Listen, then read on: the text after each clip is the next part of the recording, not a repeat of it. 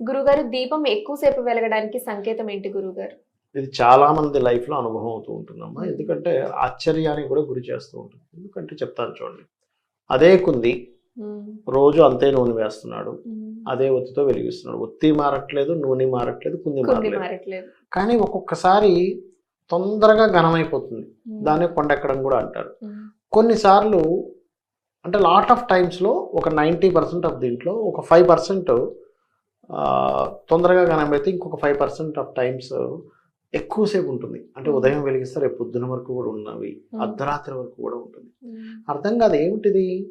ఇప్పుడు ఒక ఒక లెక్క ఉంటుంది కదమ్మా! ఇప్పుడు ఇక్కడ నుంచి పంజాగుట్ట సర్కిల్ అంటే మీరు ఎన్ని సార్లు తిరిగినా అన్ని కిలోమీటర్లే ఉండాలి. మార్పు ఉండకూడదు కదా!